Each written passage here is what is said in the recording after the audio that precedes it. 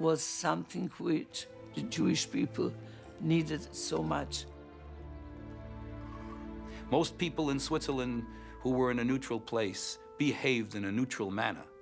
She decided that neutrality was indifference, and she took neutrality and changed it from indifference to activity. And that activity saved people's lives. Using her own money, this devoutly Orthodox Jewish woman created an independent rescue operation. She traveled alone to Nazi-controlled Germany and Austria. She bought illegal Swiss visas that enabled scores of German and Austrian Jews to cross the Swiss border into St. Gallen. Once there, the refugees were taken to her home and sheltered. Their house became a hotel.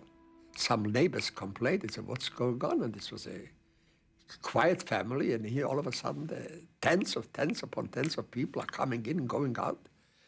And they provided for them. They succeeded, some of them, to legalize their stay. One key to this was St. Gallen's local police chief, Paul Gruninger.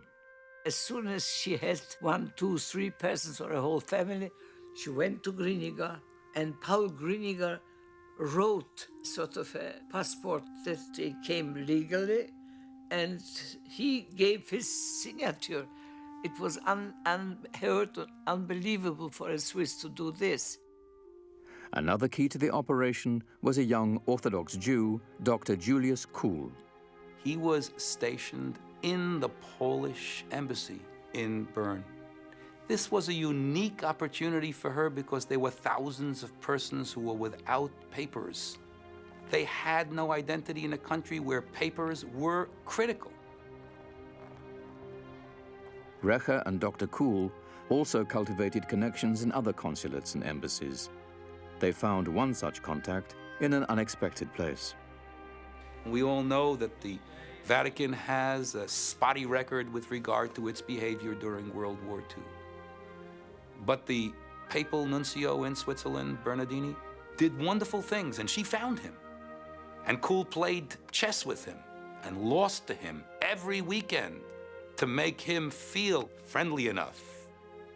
And Roncalli, later to become Pope John the 23rd, in Turkey was working with them.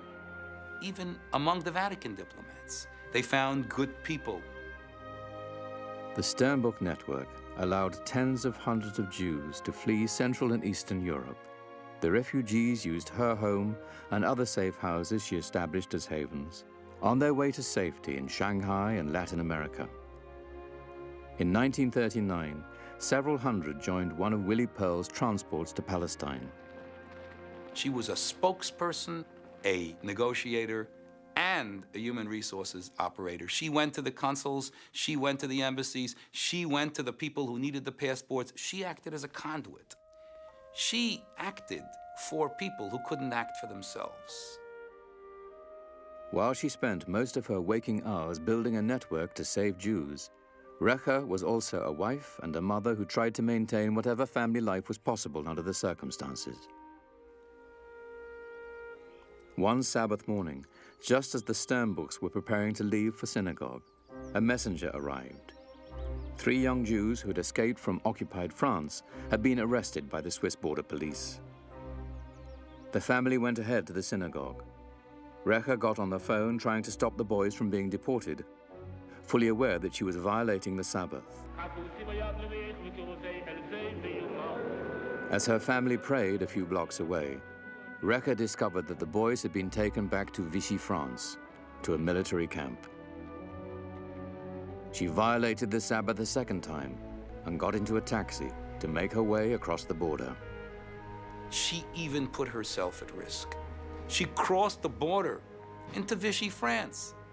It's ridiculous to assume that people would do such things because she knew what was going on the other side of the border.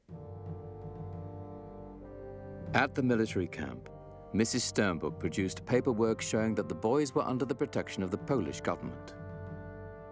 Vichy authorities had no choice but to release the refugees into her custody. They sped back to St. Gallen but arrived in the late afternoon, long after Sabbath services had ended. Recher had not missed just any service. That morning had been the bar mitzvah of her only son, Avraham.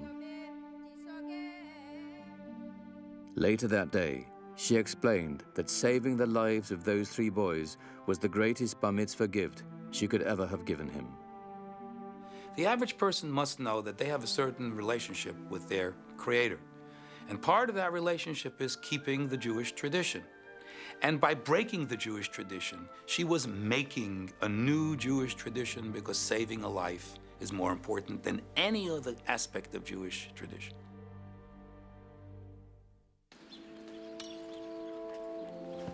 It wasn't long before Swiss officials, who were anything but sympathetic towards the plight of refugee Jews, began cracking down on the Sternbuch network. The first to find himself in hot water was Paul Gruninger. His superior, Heinrich Rothmund, the head of the Swiss alien police, was infuriated by his activities. Historically, we know that he made the Germans stamp the Jewish passports with a J in order that the Jews should not be able to come into Switzerland. He dismissed Gruninger, and then, of course, it became harder. Then, in the spring of 1939, Swiss authorities came after Mrs. Sternbuch. She was arrested. She was put on trial for smuggling in people. They wanted her also to give her the names of those people who helped her. I mean, this is an operation with tens of people. But she said that the one thing she will not do, she will go to jail. But she will not give up anybody else, and she will not become an informer for people who are saving people. From her prison cell, Recha wrote an impassioned letter to the district attorney. Your demand that I should denounce human beings who haven't harmed anyone, and for the most part are poor, decent workers who could not bear to suffer a punishment, this I cannot do. Do you really expect me to denounce the fathers of these families and bring them misfortune? Impossible, Mr. District Attorney. I will not permit anyone to rob me of the things that make a person's life pleasant and worthwhile. A few days later, the judge released her on bail. Recha had been in prison for 2 weeks. In May of 1942, after 3 years of legal proceedings, all of the charges against her were dropped for lack of evidence. Ironically, after the dismissal, the district attorney who had tried so diligently to put her behind bars personally handed her a contribution of 100 Swiss francs towards her rescue efforts.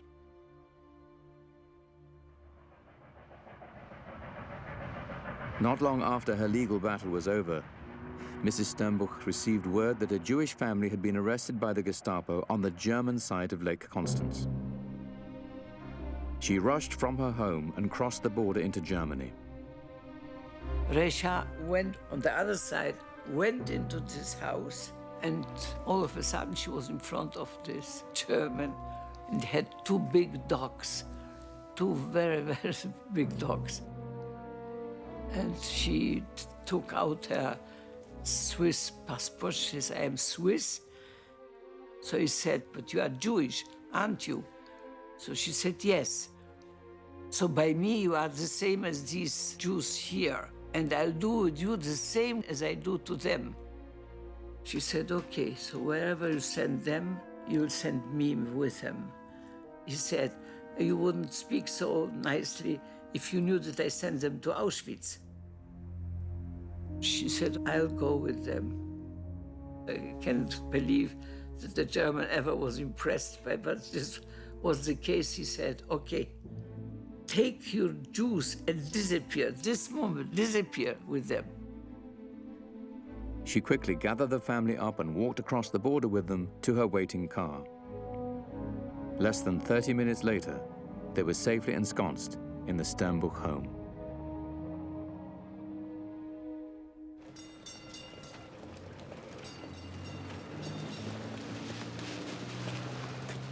In the summer of 1942, the first in a series of letters arrived at the Sternbuch home from a contact in the Warsaw Ghetto, a Mr. J. Dome. The Dome correspondence was filled with disturbing news of mass deportation and murder of the Jewish community of Poland. This is a letter written September 1942, where he writes that Onkel Achenu, which means uncle, our brothers, sind verstorben. They are dead.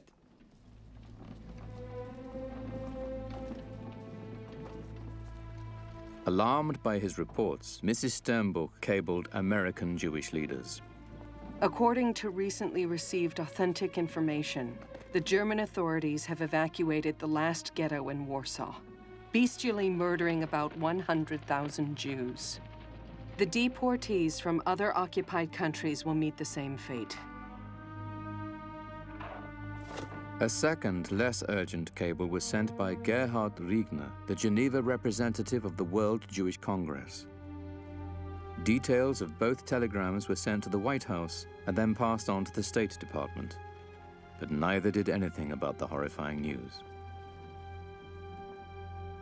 So Recher continued to barrage American Jewish leaders with more cables and letters filled with the details about the Nazi slaughter.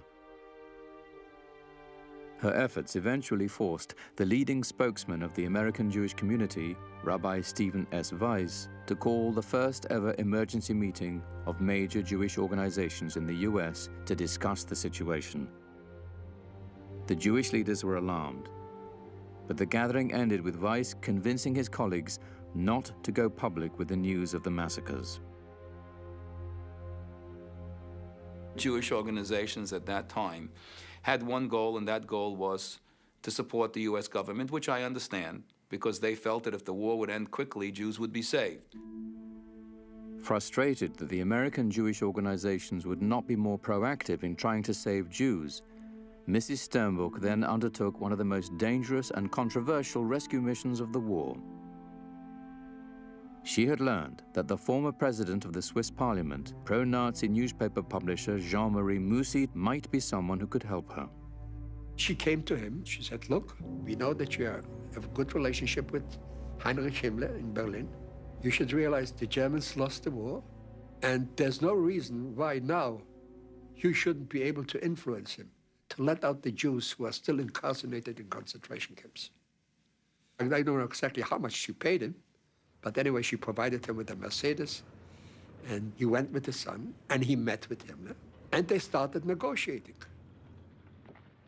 Himmler sent back a proposal. Jews would be released at the rate of $15,000 a month in exchange for $5 million and political goodwill when the Germans finally lose the war. The head of the SS was hoping to be portrayed as a humanitarian for freeing the Jews. In an attempt to show good faith, Himmler then allowed a trainload of approximately 1,200 Jews from Theresienstadt to leave for Switzerland. Mrs. Sternbuch greeted them at the station. Himmler's proposal to ransom Jews for money was quickly rejected in the United States. No one was interested in such demands with the war's end in sight. But for Recher, the opportunity to save even one life was paramount. Because she was worried that Himmler might take back his offer, she decided to go to Berlin herself to keep the negotiations alive. She thought she would be able to convince Himmler to do more than what he promised. And she asked Mussy to take her along. And Mussy agreed. But her husband was afraid. A Jewish woman during the war to going to Germany, to Himmler, that he would never allow. And she was so upset about this that she, a few days, refused to talk to her husband. Mussy traveled to Berlin alone and convinced Himmler to approve the release of another 2,000 Jews from Theresienstadt and Bergen-Belsen. But the talks came to an abrupt end. Hitler had gotten wind of them and was furious. He issued orders putting an end to the transports. Among those who were never allowed to depart were Recher's parents and other members of her family. They would all perish in the final weeks of the war.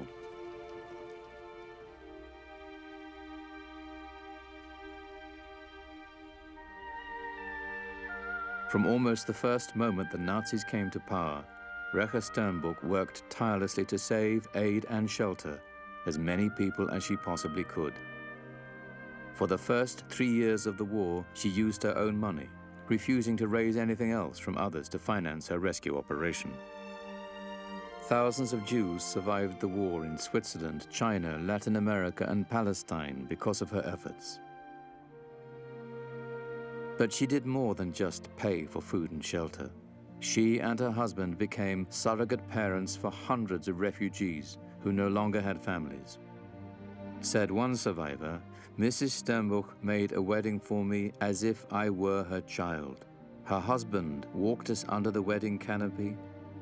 Many of my friends," he continued, "who no longer had parents, grandparents, any relatives at all, were treated in the same way, like children or close relatives." She was extremely, extremely not conscious of what she was doing. She didn't realize that she was an exceptional person. She didn't want any publicity. She didn't want the praise. Mrs. Sternbuch could have sit down and doing nothing, or she could have stayed in the office of her husband. Other people who didn't do anything became very rich during the war. They didn't become rich.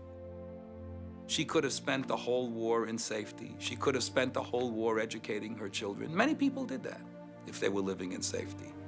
Instead, she decided to do something about the tragedy that was so overwhelming that was going on around her.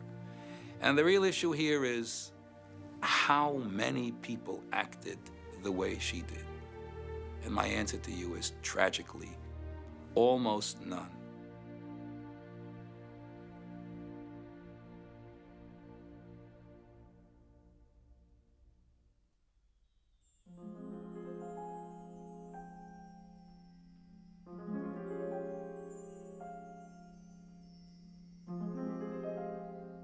She never wanted us to paint what we saw in Terezin, what's happening. She wanted us to forget Terezin, and she wanted that hour which she spent with us to be a totally normal children's hour. We were taught from her to think about beautiful things in life, because inside Terezin you couldn't see that. But you can imagine what will be when you be out of here. She gave us hope.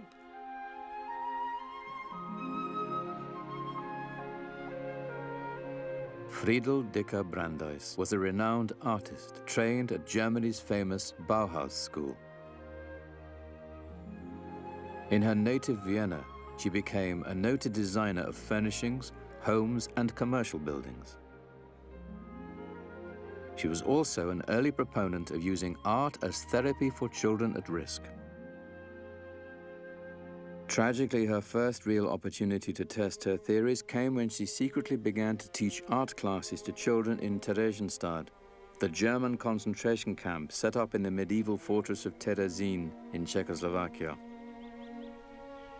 It had been a garrison town. Jews began to be deported in. Questions began to be asked internationally. Where are these Jews? What has happened to them after they are deported? And so the Nazi leadership conceived the plan to transform Theresienstadt into a model city, a model ghetto. A model ghetto where hundreds of artists like Friedel, as well as writers, musicians, and actors from all over Europe were sent to give the appearance to the outside world that the Germans were really treating the Jews humanely.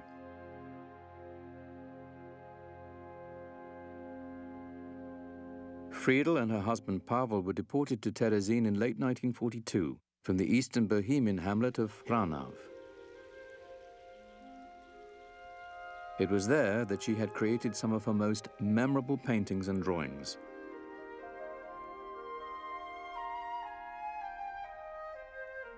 In the tiny basement room where she lived in a building that became known as the Children's Home in Terezin, Friedel continued to immerse herself in the world of art. But now, it was for the children of Theresienstadt. On a daily basis, she risked her life to bring art lessons to the girls and boys there, to give them a release from the daily routine of hunger, brutality, and death. In the beginning, when I was with my mother, we were in a very small room in the Hamburger barracks, 6 people. I heard about Friedel only when I moved to the children's home. We were in one room, 28 kids. She was from the beginning very interested to be with us kids. We were not allowed to be taught, but we were taught secretly. I enjoyed very much her teaching, and I looked always forward to it. We wanted somebody to be our teacher. We missed the school. We missed all that we loved before, and we didn't have it for many years. The first time she came to our room, it was a little funny how she spoke Czech. It was like, for us Czech kids, a little different. She was very simple, like, you know, her hairdo was very short. She was such a sporty-looking woman, very neat, small, very delicate in a way, and she was so warm to us kids. It was for me an honor when she allowed me to carry her papers into her room. And when you came to her room, there were flowers, paintings all over what she was doing in Terezin. She was different than anybody, really. Many of the children who became Friedel's students had lost either one or both of their parents before arriving in Terezin. For them, she was more than just a teacher. This woman, who could never have a child of her own, became a surrogate mother to well over 100 girls and boys. One day, a group of children from Germany arrived at the camp. They had witnessed the murder of their parents and were in a state of complete shock. When Friedel came to them, she found the boys and girls sitting on cots, clinging to one another, almost catatonic. Emotionally wrought by the scene, tears began rolling down her cheeks. She attempted to hide her grief from the children, but when they saw her reaction, they also began to weep for the very first time. After crying together, Friedel took the children to wash up, informing them that in order to draw, they needed clean hands. Then she brought paints and paper, and before long, they were caught up in her lesson, forgetting momentarily the painful circumstances that brought them together. She taught children how to use the pencil, how to work with charcoal, how to work with colors, these color samples, and they painted rainbow. They could really forget about everything and just dream and create and express themselves.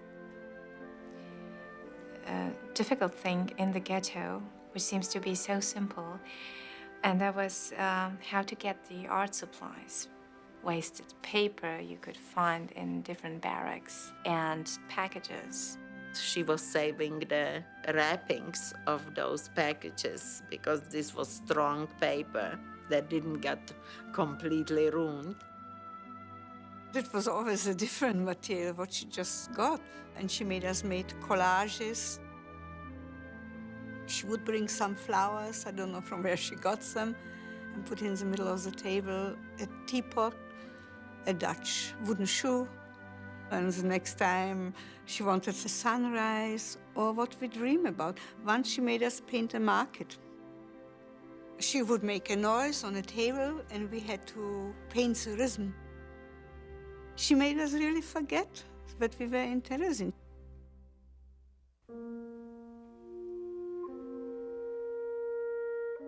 Friedel may have given the children a momentary release, but they were never that far removed from the reality of Terezin. Of the over 140,000 Jews who were sent there, almost 90,000 were eventually deported to death camps, primarily Auschwitz. Almost 34,000 perished within Theresienstadt itself. While a small number were executed by firing squad, most died of malnutrition and disease. The children of Terezin were especially vulnerable to the camp's terrible conditions. And when they fell victim to illness, they were often left alone to suffer and die. But Friedel ignored the dangers of infection and insisted on visiting the sick children. She brought her art supplies and lessons to them, changed their bed sheets, and wiped their feverish brows. She comforted them as a parent would. Yet even while all this was going on, the Germans continued their charade to the outside world.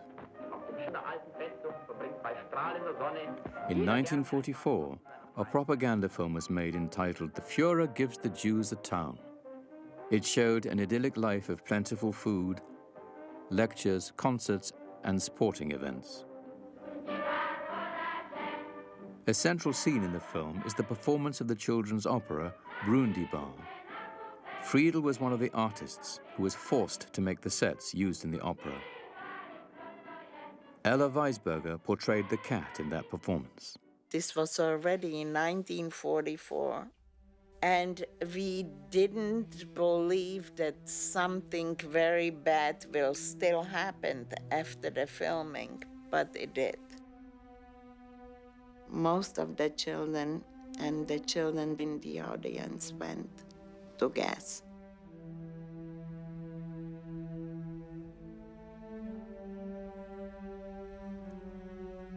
We were always very upset when children left. It was always like sisters and brothers would leave.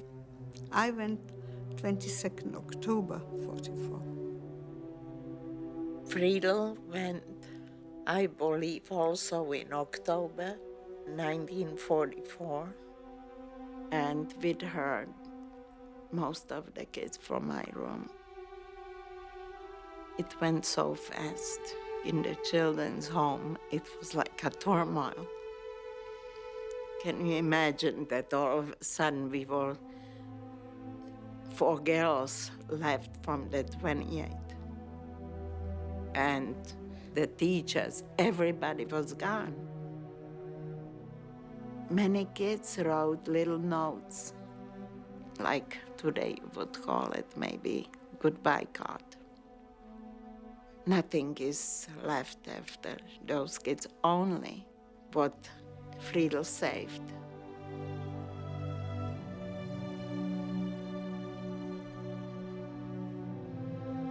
Friedel Dicker Brandeis was murdered in the gas chambers of Auschwitz-Birkenau on October the 9th, 1944, 3 days after she arrived with 1,550 others, including 36 of her students. She was 46 years old.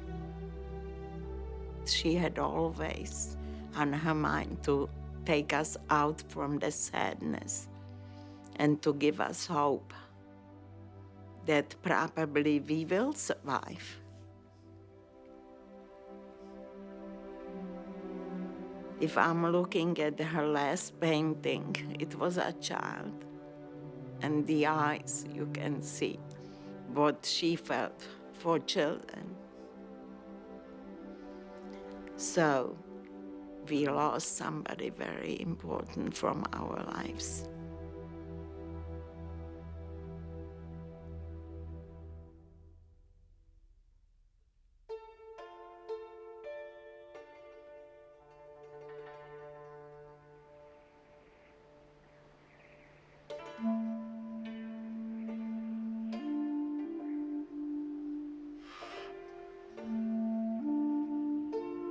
The layout of the little town was a square in the middle, a real square, and streets shooting off every direction from the square.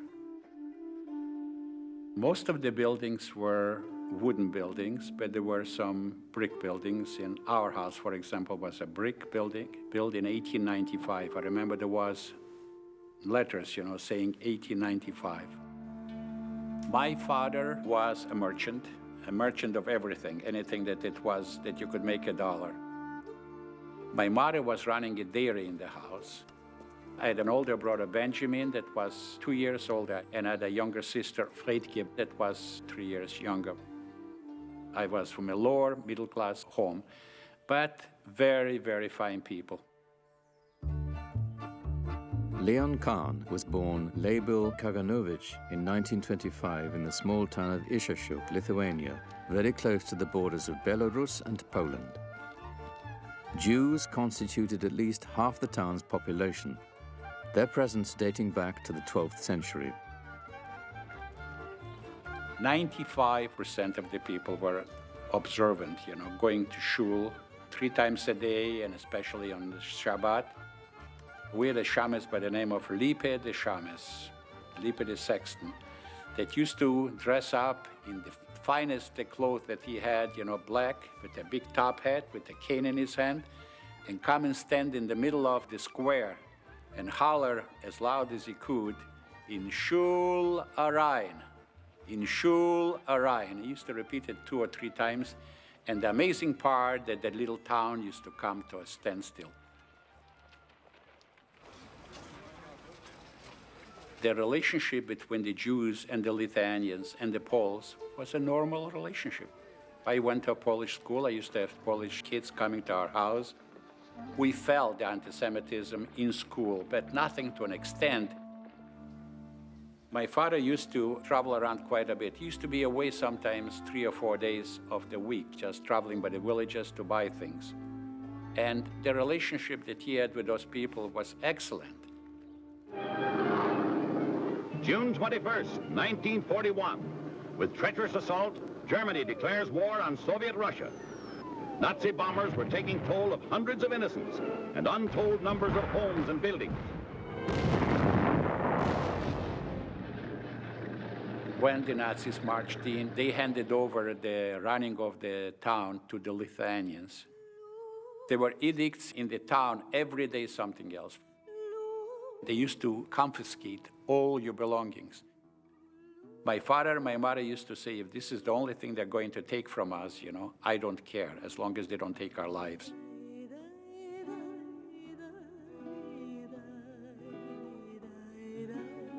Some people began to try to run away. If they caught them, they used to kill them right on the spot. In Orani, a little town not very far from us, they already killed all the Jews. Finally, the day came that the word was spread that we have to all go to the synagogues, to assemble at the synagogues. They give us all kind of excuses, a head count and all kind of things. We were caught unawares, and it was 1 day before Rosh Hashanah. But Leon and Benjamin decided against going to the synagogue with the rest of the town's Jews. Instead, the 2 boys hid near the Catholic cemetery on the edge of the town. Now, why a Catholic cemetery? It was an old cemetery, and it was overgrown, and we didn't think anybody's going to look in places like that. All of a sudden, we saw a transport of, I don't know, maybe 20 wagons or 30 wagons full of women and children. The women and children from our little town. In the bushes, on the cemetery, we could stand up and watch through the bushes. Nobody could see us. They started getting them in groups of 20 or 30 women at a time to undress, to put their shoes in one place and their garments in another place. And then they used to take them up to the ditch, line them up, and just shoot them in the back of their necks. I mean, we couldn't believe what we were seeing.